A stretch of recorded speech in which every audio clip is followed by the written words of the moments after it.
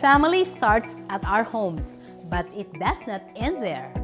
It grows as you continue your journey, and it becomes stronger every time you inspire other people.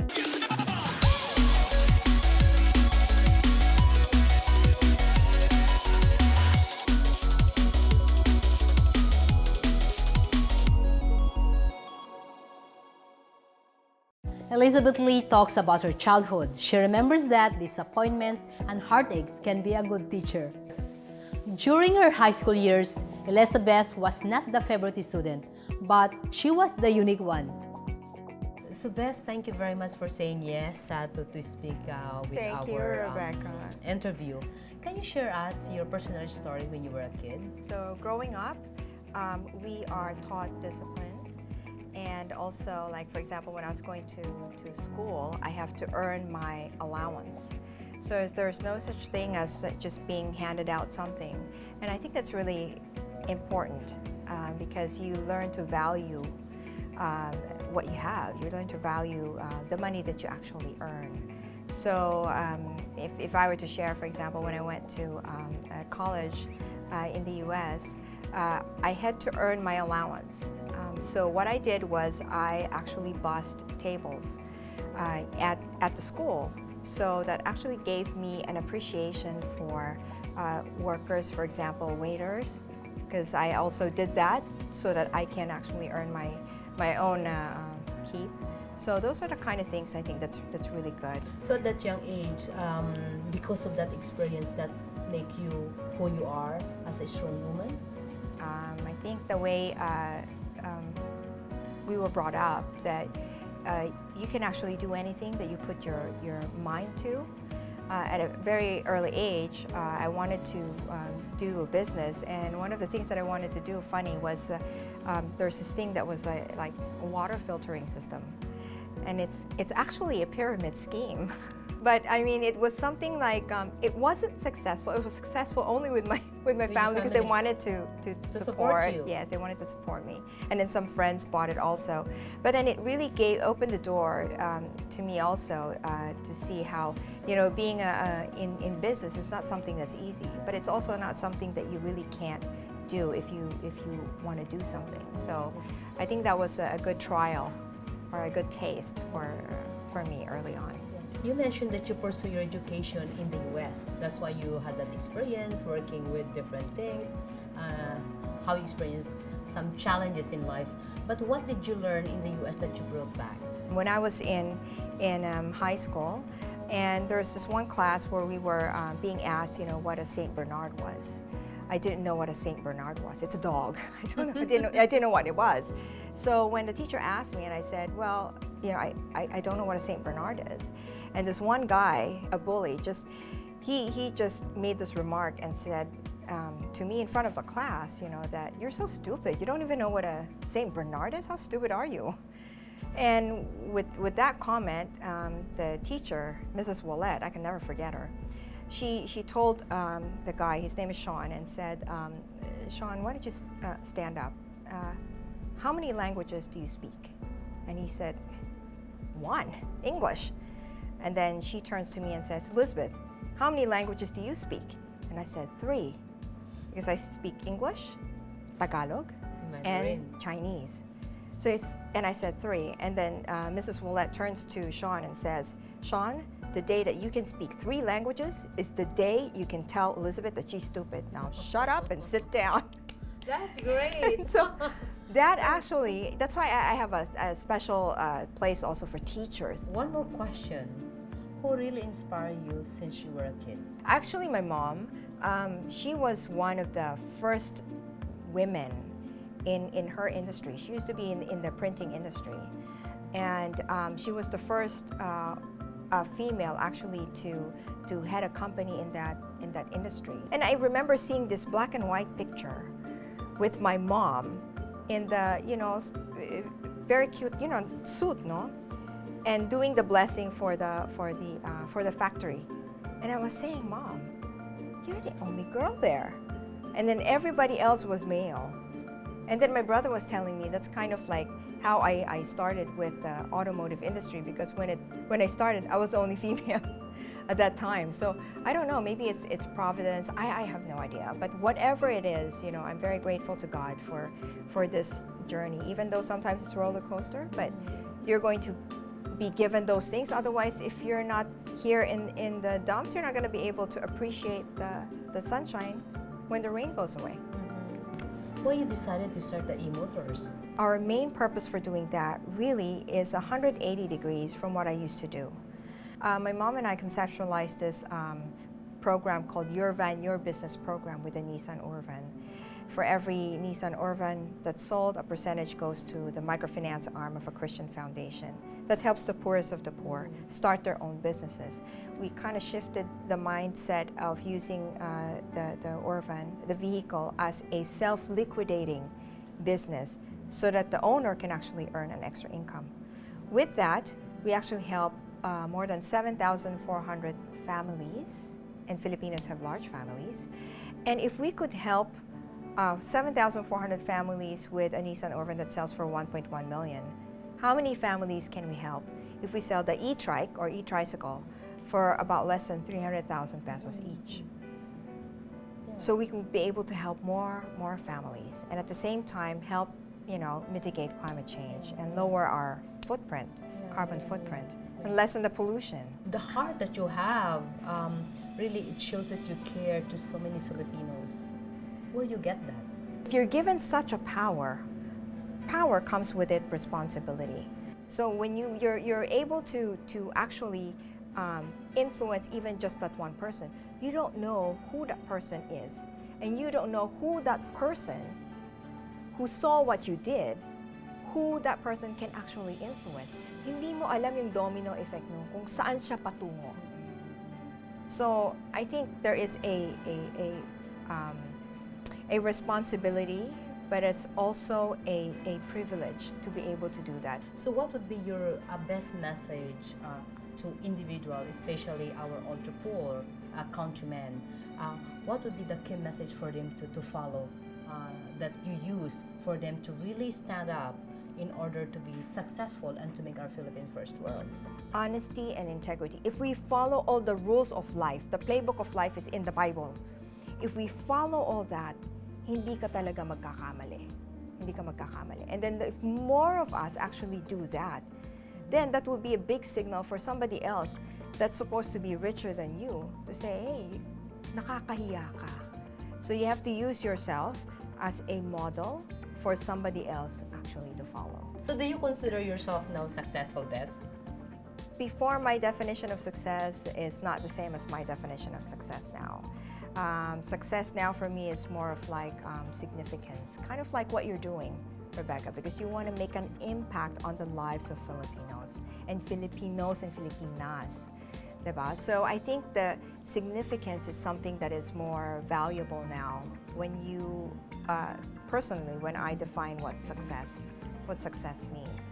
So it's never a destination. It really is a journey. What is the special message that you can give to our future leaders? That's a good question. I think the key is just really this. The leaders will have to think of what's in it for we instead of what's in it for me. We are just so sick of it on the selfishness, on what's in it for me. And you know, guess what? If they get everything for themselves, they're not going to end up happy anyway, because the key to happiness is not having things for yourself. The key to happiness is actually helping somebody else. Yun lang talaga. Yun ang talagang hope ko for our future leaders. Thank you very much, Beth. Oh, I'm so touched. Thank you.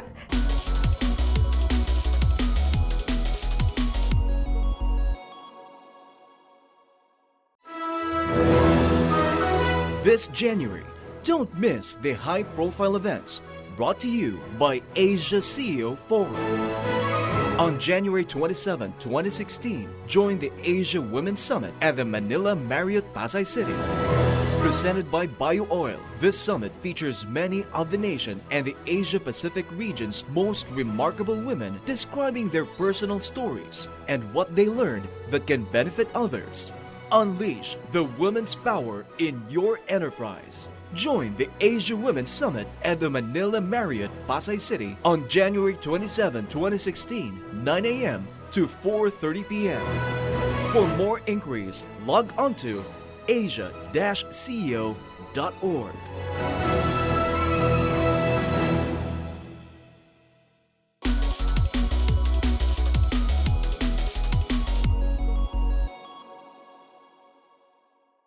Doris Torres lost her father when she was young, but thanks to her mother's overflowing love and care, she never felt his absence. So Doris, it's so nice to have you share with us your personal story. So can you share with us how you started when you were a kid? Well, it's actually a pleasure to be invited here. And well, I'm second to the youngest of a big family of 7. And my mother is a teacher, and my father is an aircraft mechanic. And I lost my father when I was 13, and the family really struggled at the time. But nonetheless, we were able to finish our schooling, and I took up this business administration, Bachelor of Business Administration, majoring in management. What pushed you to take that course if at a young age you lost your dad? At the time, Bachelor of Science in Business Administration was very popular during my time, during my college days. And I thought probably I would have to go into business also. And I took up management because I always have that end in mind to someday probably I can become a leader. But at that young age, your mom guide you, mentor you, or how Yeah, that came absolutely. to you? I owe a lot to my mom, and the upbringing that I have, I owe a lot. She's very strict, but nonetheless, I love him so much. I love her so much because she has guided us how to live with values and keeping the integrity intact, and that's how we have been grown. Oh, so you're blessed having them. Yes, indeed. Is your current company is your first company that you work with? It is, and I was fresh graduate then. When my sister was working in the foreign company, also in freight forwarding, and during the time of revolution, we have the transition between the Marcos and the Aquino government. The company that she was working was sort of afraid that they could not do business anymore under such environment, so they packed up and went out. And at the transition, my sister, who was working with that company, asked me, "Can you help me out with documentations, with liquidations, and everything in the office?" And so I did. I was just there as let's say an informal employee, or just a part-time employee. But Urs saw how I worked. I have that drive, and he said, "I want to take you to be part of the company." And then when they are finished with the liquidation of that international company, we came up with STAM, and I am one of the pioneers for STAM International. Our company is like a family type, We have a very minimal turnover because people, like our staff, really feel they are also part of the family. And we treat them as partners we don't treat them like an employee. Everyone there in the company calls ate or kuya, and it's like a very close-knit family that we also give them guidance. We constantly give them coaching, how to do certain things, and they love to stay because of that. And we have their loyalty as well, because we also give them room to grow. And as far as career advancement is concerned, we also give that opportunity to everyone. Because of that career growth, you said, and you attend so many seminars. So what these seminars do to you? Yes, that's right. I have attended seminars on training and education, because you see, in this country there is no such course like freight forwarding or probably multimodal transport operations. There is no course something like that. So we would like to professionalize the industry a bit by attending attending seminars and imparting what we've learned from the other regions, from other Asian countries, to our industry as well. So we came up with this training and communication, training and education program for the industry. So we would like to capitalize on that one. We have good workforce, and we just need to educate them and professionalize them and to develop the skills in order that when the coming Asian integration comes, then we would not be left out. Wonderful. That is. Yeah. Wow. Because of this ASEAN competition, you right. agree with that? What they say? The ASEAN integration is at our doorstep, and we have to do something else. Yeah. So how can we, or how can you compete your industry We to don't- our neighbor? We don't compete. So what we should complement. do? So how can we complement? How you complement working with them? That is basically the Asian concept is actually not to compete but to complement. We have to capitalize on our comparative advantage as a country. One of our comparative advantage is the human resources, because of our population and because we speak English. And we just have to develop these skills, and we just have to develop the right concept of doing business, especially the logistic business. Then I think we can contribute to the whole ASEAN. So how can we develop? We have to have people really passionate and really having this political will to rise up Rise up. and to level up. We just have to empower people in our sphere of authority. And I always believe in team building. I always believe in working as a team, a collaborative effort to come up with something. And that is basically the same principle that we have applied with our roadmap. We have actually invited all the stakeholders to come up and to come up with one concept that would push our industry up and to level up with our ASEAN neighbors. So how can they be the best person in what they do? Well, just be what you are, learn what you can learn, and you'll be on the right track. You're on the right track. Stop complaining, just do the things, and then you're in the right track. Yeah. So because of those experiences, do you consider yourself successful? It depends how you define success. So what is success to you? Success to me is they have put me somewhere in an area where I can develop it and contribute to the society. That is the definition for success for me. So what motivates you to continue that kind of success? Well, probably because of the love of industry. Oh. So you really believe that logistics will really grow? Logistics has a very important role in our economic growth. If there's one word that you want to leave to our future leaders, what is it? Well, interest at the back. And let us look what would be the most beneficial to everybody. Wonderful. Thank you very much, Doris. Really You're good welcome. information.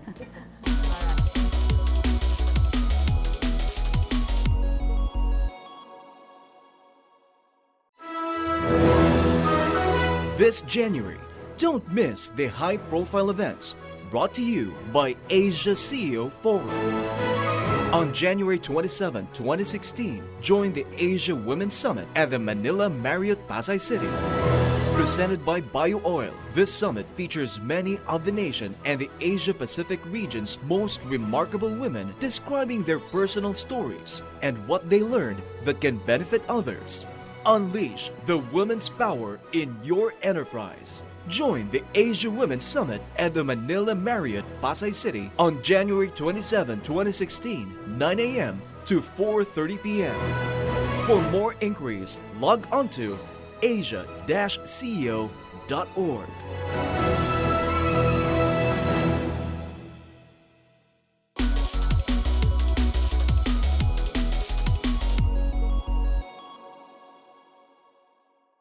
The math whiz Mon Abrea shared what he learned from his love and hate relationship with numbers, and how he figured out the perfect equation of life.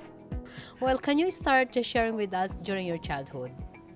Well, I don't exactly have a very good father-son relationship. So, normally we call it KSP. So you try to get the attention of your father. So I strive harder. I try to get perfect scores in school so that I can show it to my dad. Why you say that you don't have a good relationship? Because my father is really hardworking. He used to work abroad. Then when he got back, he set up his own business, and he's always in the office. I just wanted him to go home and feel excited and proud to see his son. So I use it as a motivation to really achieve a lot. So during elementary and high school, you've been a scholar student then?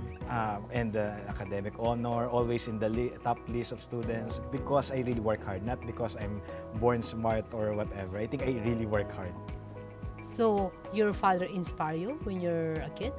Yes, because my father is street smart, knows how to deal with a lot of people, set up his own business even if he doesn't have a college degree. So what more with someone who aspires to finish college? I should really achieve more and be able to help a lot of people like my dad. What dreams do you really want it to be? When I was a child, I don't exactly have a personal dream. I was just like relying on what my mom and my dad will tell me because I have a very happy family.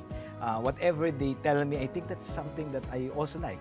So one day my dad told me, you should be a doctor. Okay, I'll be a doctor. The next week, engineer. My son, you'll be an engineer. I will be an engineer. Then lawyer. Okay, I'll be a lawyer. So I got confused. So basically, what did you finish? I finished accountancy, and there's also a story behind that because our family business got bankrupt before I finished high school. I was forced to take accountancy because of the scholarship I got from the government. How you get the scholarship from the government? I applied for it. Well, my mom applied for it. So my mom took all the courage to apply for a government scholarship. And it's not easy to get a government scholarship. In fact, when we got it, we were not advised that they will select a course for me. So when I chose Beda, the only course that is accredited for this CHED scholarship is accountancy. So from philosophy, I was half-heartedly and forced to move to accountancy. When I was taking accountancy, I was just enjoying it. And I became number one. I was this number one Dean's Lister in the school. And considering that our course is considered the toughest in San Beda during that time. So I became number one. So I was just enjoying it. Wow, I'm number one. I'm really the smartest guy here. So okay, let's just continue studying more. So that was it. But after that, after accountancy, honestly, I think my plan ends passing the board. I don't have clear plans after. I honestly fell in love with accounting. I just saw so much meaning in all those numbers, the debit, credit, how you tell the story through the financial information. Then I realized this is something that I can do for life. Just talking about it, making people feel good about their financial position without exactly intimidating them or discriminating what they don't know, or if they love accounting or whatnot. So until now, I enjoy doing it. Are you a competitive student? It's just that you're so relaxed. No, I think I became competitive because of the circumstances. I needed to provide for the family. I needed to boost the morale of the family after the bankruptcy, my dad being frustrated about things. I want to show them that, you know, life is still good and we're family and I'm a member of this family. We will all be proud of each other and you will be proud of me. I think that's the only thing that I wanted during that time. And how you started from there when you finished university? Well, in fact, even before finishing college, when I joined the student government, that opened my eyes that life is not just about family. Life is not just about accomplishing one's dream or getting all this recognition. Life is about creating an impact, helping other people,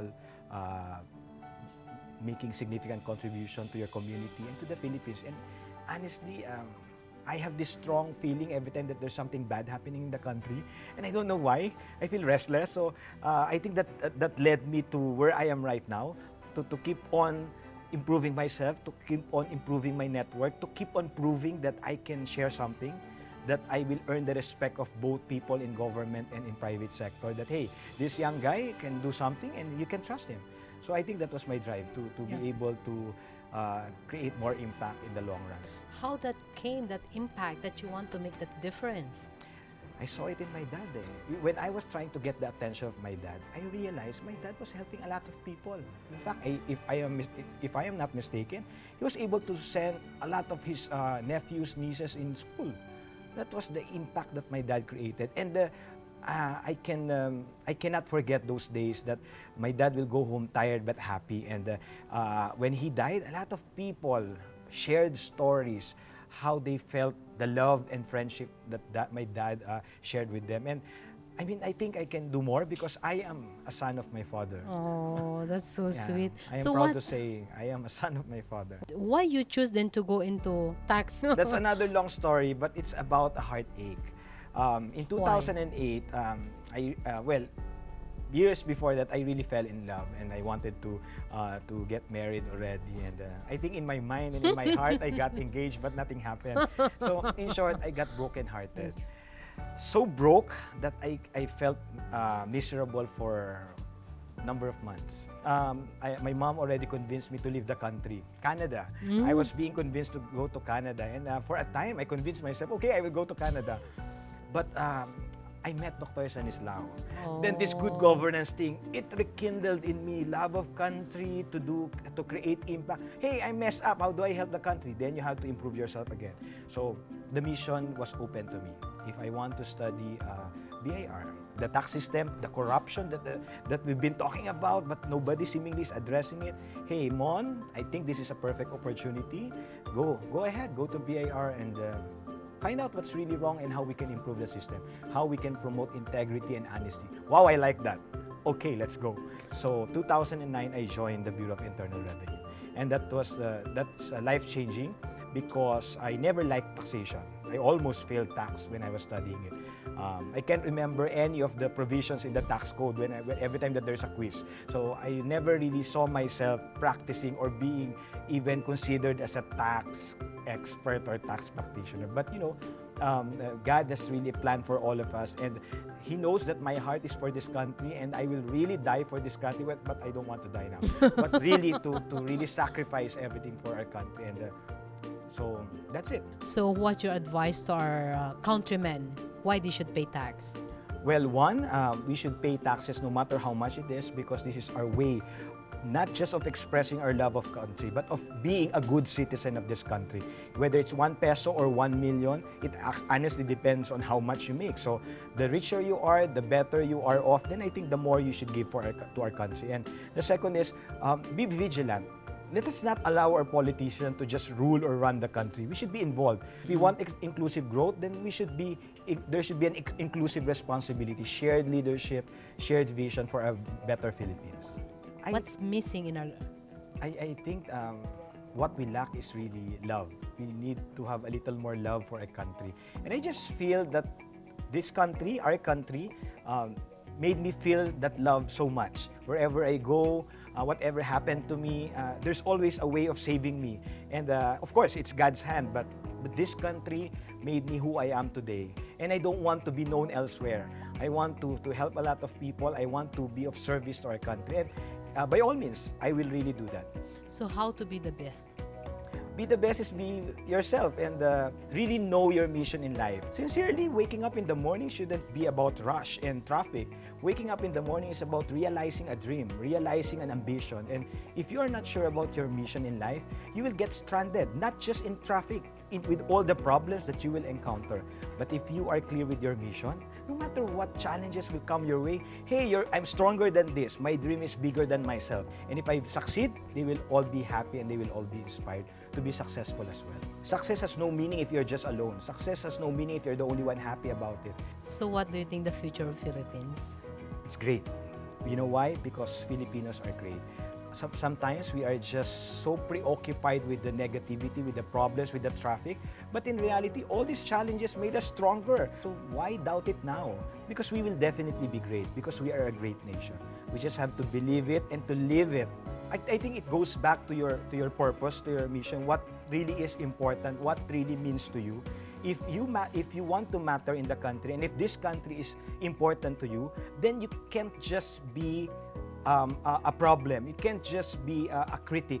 You have to be a contributor. You have to be a sign of hope and success. And it goes back to love of country, care for others, and sense of others.